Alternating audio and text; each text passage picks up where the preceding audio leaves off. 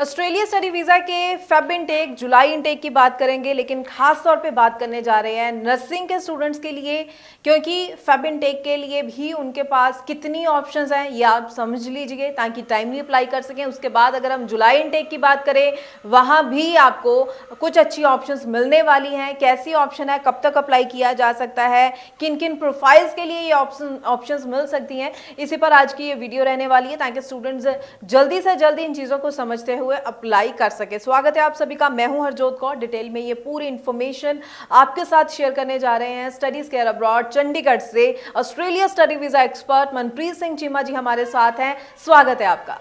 Thank you ma'am. Manpreet ji, जरूर बताइए, nursing students की बात कर रहे हैं, कमिंग इनटेक की बात करें, फेब इनटेक है और उसके बाद जुलाई इनटेक है, तो कितनी ऑप्शंस, कितनी सीट्स मिल सकती हैं नर्सिंग स्टूडेंट्स को, कितनी जल्दी करनी चाहिए, कितना कवर अप हो चुका है सीट्स की बात करें तो ओवरऑल स्टूडेंट्स अप्लाई करने के बारे में जो अभी सिर्फ सोच ही रहे हैं, अप्लाई किया ही नहीं है, उनको आप क्या कहना चाहेंगे कमिंग इनटेक्स को देखते हुए?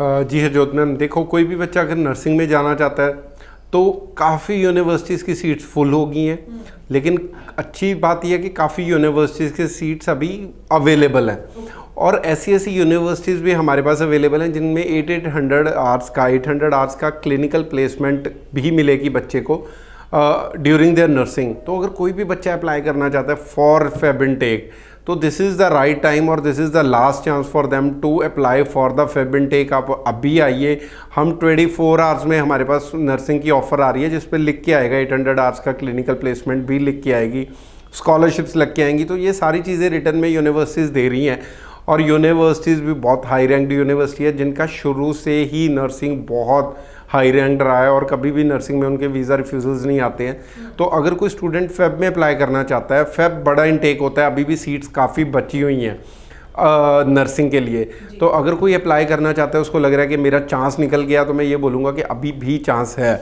आप अभी भी अप्लाई कीजिए, आपको ऑफर लेटर मिलेगा, टाइमली मिलेगा और आप अपने फाइनेंशियल्स रेडी रखिए, हम आपकी एडमिशन करवाएंगे in the for this course bachelors of nursing. Second July intake में सीट्स अवेलेबल होती हैं बट जनवरी जितनी नहीं होती हैं, बिकॉज बहुत 2 की यूनिवर्सिटीज़ हैं जिनके पास जुलाई इनटेक में नर्सिंग की सीट्स अवेलेबल होती हैं। तो उन 2 यूनिवर्सिटीज़ में जितने भी बच्चे मिस कर जाएंगे या जो नए बच्चे +2 पास आउट होंगे वो सारे ट्राई करेंगे उन सीट्स को ग्रैब करने के, तो चांसेस कम हो जाते हैं। मैं ये नहीं है कि जुलाई में मिलेगी नहीं सीट, लेकिन अगर आप जुलाई के लिए भी देख रहे हो तो आपको पहले से ही प्रिपरेशन करके रखनी पड़ेगी, क्योंकि नर्सिंग की एक चीज़ है कि नर्सिंग की ऑफ़र लेटर्स एक चीज़ यहाँ क्लियर कर दूँ, नर्सिंग में ऑफ़र लेटर्स सीट की गारंटी नहीं होती ऑस्ट्रेलिया में। यूनिवर्सिटी के पास अगर 50 सीटें हैं तो वो 100 ऑफर्स देगा, क्योंकि उनको पता है कि बच्चा अगर वो अपनी सीट नहीं छोड़ना चाहते हैं तो वो उसी सीट को फिल्ड मानते हैं जो बच्चा फीस डिपॉजिट करवा देगा।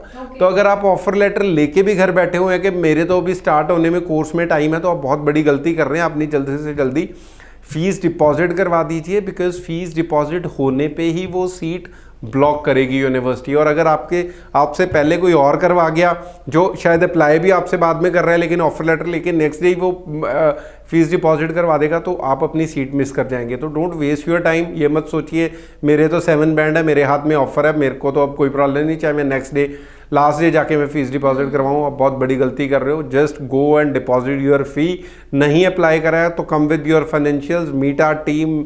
हमारे पास बहुत एक्सपर्ट टीम है जिनके पास 10 साल से ज़्यादा का एक्सपीरियंस है, जितने भी काउंसलर्स हैं। तो मुझे लगता है काउंसलर की भी बहुत बड़ी रिस्पॉन्सिबिलिटी और बहुत बड़ी जॉब है।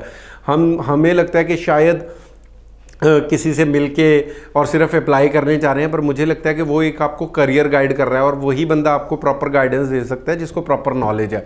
तो हमारी टीम बहुत एक्सपर्ट है, बहुत एक्सपीरियंसड है। आप हमारे पास आइए, हम डायरेक्टली पहले दिन ही यूनिवर्सिटी से बात करके आप ये एप्लीकेशन सबमिट करेंगे, फाइनेंशियल डिस्कस कर लेंगे कि आपका टाइम वेस्ट ना हो। तो Feb intake is yes open for nursing students, plus you can apply for July also, लेकिन प्रेफरेंस आप फेब को दीजिए।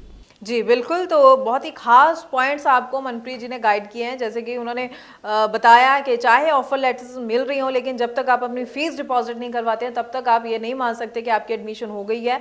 तो इसीलिए ये कुछ चुनिंदा बातें हम अपनी वीडियोस के जरिए इसीलिए स्टूडेंट्स को गाइड करते हैं, ताकि वो अवेयर हो क्या सिचुएशंस चल रही हैं, आप एडमिशन प्रोसेस में कहीं भी पीछे ना रह जाएं, क्योंकि कई बार अच्छी से अच्छी प्रोफाइल वाले स्टूडेंट्स भी राइट इन्फॉर्मेशन ना होने की वजह से अपना वीज़ा नहीं ले पाते हैं। तो एंड में ज़रूर मनप्रीत जी ये भी बताइए, हालांकि टाइम तो काफ़ी हो चुका है, ये भी ज़रूर बताइए, जैसे कि हम सब जानते हैं ऑस्ट्रेलिया स्टडी वीज़ा की बात करें, वहाँ की स्टडी की क्वालिटी अलग ही है।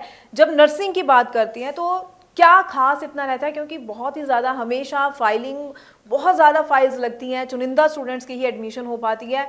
क्या खास है ऑस्ट्रेलिया की नर्सिंग कोर्सेज में? जी मैम, देखो जो ऑस्ट्रेलिया कोई भी कंट्री है, चाहे आप किसी भी कंट्री से नर्सिंग कर रहे हो, ये जैसे हमारे इंडिया से भी बच्चे कर रहे हैं, मैं ये नहीं बोलूँगा कि यहाँ का एजुकेशन सिस्टम ठीक नहीं है, बट ऑस्ट्रेलिया में प्रैक्टिकल नॉलेज जो बच्चे को मिलती है, मेरे को लगता है कहीं पे भी नहीं मिलती है। प्लेसमेंट्स हैं, फिर जॉब अपॉर्चुनिटीज़ बहुत अच्छी हैं, वेजेस बहुत अच्छे हैं यहाँ पे। अगर हम नर्सिंग करने के बाद देखते हैं कि जो छोटे सिटीज़ हैं बहुत कम सैलरीज मिलती है नर्सिस को, लेकिन ऑस्ट्रेलिया में वेज रेट बहुत अच्छा है। मेरे को लगता है ज़्यादा वेजेस ही ऑस्ट्रेलिया में मिलते हैं। तो अगर कोई बच्चा ऑस्ट्रेलिया से नर्सिंग करता है, एज वो ऑस्ट्रेलिया में रजिस्टर हो जाता है एज अ नर्स, तो वो हाईली पेड जॉब्स कर सकते हैं। यूनिवर्सिटीज़ जैसे मैंने बताया, हाईली रैंक्ड यूनिवर्सिटीज़ हैं, डिग्री की वैल्यू बहुत है वहाँ पे, तो मेडिकल सिस्टम बहुत अच्छा है, प्लेसमेंट्स अच्छी हैं, तो बच्चे का एक करियर सिक्योर हो जाता है ऑस्ट्रेलिया में जाके। पीआर ईजी है, जो सर बंदा पूछता है कि सर पीआर हो जाएगी, पीआर हो जाएगी, मुझे लगता है नर्सिंग में जाके सबसे ईजिली बच्चा पीआर होता है। तो ये कुछ पॉइंट्स हैं जिनके कारण मुझे लगता है कि वहाँ की जो नर्सिंग है थोड़ी सी डिफरेंट है हमारे कंट्री से।